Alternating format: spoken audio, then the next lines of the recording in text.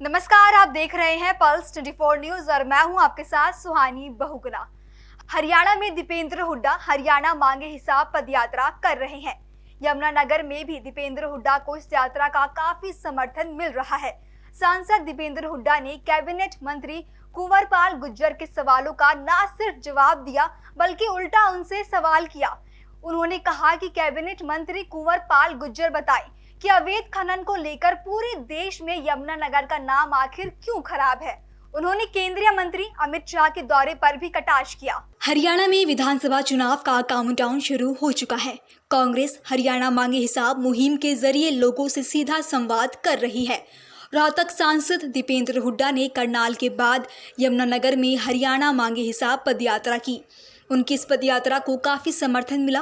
वर्करों के साथ साथ नेता भी काफ़ी उत्साहित नजर आए। ये पदयात्रा यमुनानगर सिविल अस्पताल से शुरू होकर फव्वारा चौक पर खत्म हुई। सांसद दीपेंद्र हुड्डा ने कंवर पाल गुर्जर के उस चैलेंज का जवाब दिया जिसमें कंवर पाल गुर्जर ने कहा था कि कांग्रेस यमुनानगर में 5 काम गिनवाए, हम उन्हें 25 काम गिनवाएंगे। इस पर दीपेंद्र हुड्डा ने कैबिनेट मंत्री कंवर पाल गुर्जर को जमकर घेरा। उन्होंने कहा कि कैबिनेट मंत्री कंवर पाल गुर्जर ये बताएं कि अवैध खनन में यमुनानगर का नाम पूरे देश में क्यों खराब हुआ। उन्होंने कहा कि बीजेपी रेलवे लाइन तो बिछा नहीं पाई लेकिन खनन जोन में अवैध खनन की लाइन जरूर बिछा दी। दीपेंद्र हुड्डा यही नहीं रुके, आगे उन्होंने कहा कि जिले में प्लाईवुड इंडस्ट्री को बीजेपी ने पिछले 10 साल में खत्म कर दिया, जिसकी कसूरवार सिर्फ और सिर्फ बीजेपी है। सांसद दीपेंद्र हुड्डा ने केंद्रीय मंत्री अमित शाह के दौरे पर सियासी हमला बोला। उन्होंने कहा कि जब चुनाव आते हैं तो केंद्रीय नेता यहां पहुंचते हैं, इससे पहले कोई जनता की सुध नहीं लेता। आज का जो हमारा कार्यक्रम हरियाणा मांगे हिसाब कार्यक्रम, हरियाणा मांगे हिसाब कार्यक्रम के माध्यम से कांग्रेस पार्टी घर घर तक जाएगी। कांग्रेस के कार्यकर्ता, कांग्रेस के नेता डोर टू डोर कार्यक्रम के माध्यम से हर घर में भाजपा सरकार की विफलताओं का पुलिंदा लेके भी पहुंचेंगे, क्योंकि हरियाणा हिसाब मांग रहा है 10 साल का भाजपा सरकार से। और कांग्रेस के संकल्प भी लोगों तक पहुंचाएंगे कि कांग्रेस के क्या संकल्प हैं, जब हमारी सरकार बनेगी तो हम क्या करेंगे। और लोगों से भी सुझाव लिए जा रहे हैं कि हमारी घोषणा पत्र में क्या क्या बातें हम शामिल कर सकें। जनता का मैनिफेस्टो हम तैयार करेंगे लोगों के सुझाव लेकर। इन बातों को लेकर आज यमुनानगर में हमने एक लघु पदयात्रा करी। आपने देखा भीषण गर्मी में भी हज़ारों की संख्या में लोग जिस तरीके से उमड़ के आए, वो संकेत है कि हरियाणा के अंदर लोगों ने बदलाव का मन बना लिया। इसके अतिरिक्त आज केंद्रीय गृह मंत्री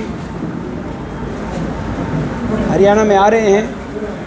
हम उनसे सवाल पूछना चाहते हैं कि वो ये बताएं, हरियाणा में जो आ रहे हैं, कि जो नेशनल क्राइम रिपोर्ट ब्यूरो गृह मंत्रालय के अंतर्गत जो आती है, उसके अनुसार पिछले लगातार 3 वर्षों से देश में सबसे ज़्यादा अपराध दर हरियाणा में है। उन्हीं का मंत्रालय ये बता रहा है कि देश में सबसे ज़्यादा अपराध हरियाणा में है। तो बताएं, यदि उनका मंत्रालय सही बता रहा है तो इसकी जिम्मेदारी किसकी है। 10 साल के बाद सबसे ज़्यादा अपराध दर हरियाणा प्रदेश में है, सबसे ज़्यादा बेरोजगारी दर हरियाणा प्रदेश में है, तो लोग इस सरकार का साथ क्यों दें। तो नहीं जवाब दिया उनको तो चुनाव में। देखो ये बताएं, ये कंवरपाल जी बताएं कि यमुनानगर में बीजेपी ने यमुनानगर की इतनी दुर्दशा क्यों की 10 साल में। आज यमुनानगर की स्थिति किसी से छुपी नहीं है। आज यमुनानगर में 10 साल से कोई एक इंडस्ट्री नहीं आई। प्लाईवुड की इंडस्ट्री ठप हो गई। जवाब दें इस बात का।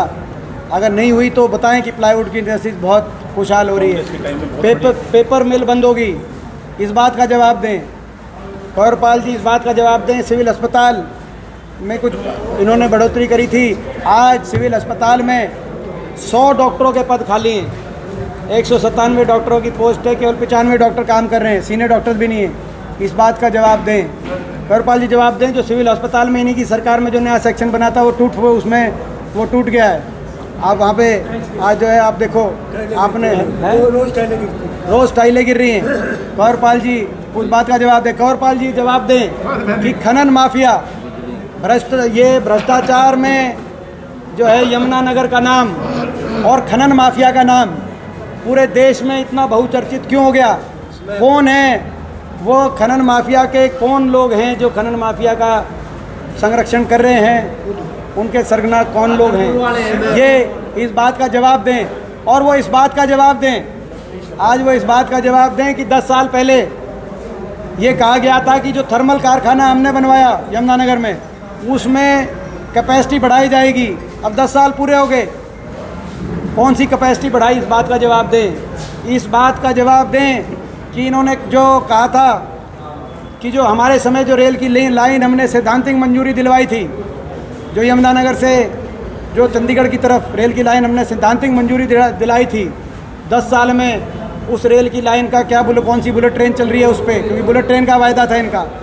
और दूसरी इन्होंने कहा था कि यमुनानगर से हसन एक और रेल की लाइन इन्होंने कहा था यमुनानगर से, वो ही नहीं कहा था, वो तो सैद्धांतिक मंजूरी हमारे समय में जो है रेल मंत्रालय ने ऐसे हमने दिलवाई थी यमुनानगर से ऊपर पिंजौर होते। मगर इनके समय जो इन्होंने यमुनानगर से हसन की एक रेल की लाइन भी गई थी, करनाल डिस्ट्रिक्ट तो मुख्यमंत्री का डिस्ट्रिक्ट रहा है और आज भी है, उस रेल की लाइन का क्या हुआ? इन 2 रेल की लाइनों पे शायद बुलेट ट्रेन चल रहा होगा। बुलेट ट्रेन तो चल नहीं रही, कोई रेल की लाइन तो चली नहीं, रेल तो चली नहीं यमुनानगर में, लेकिन खनन माफिया ज़रूर चल रहा है।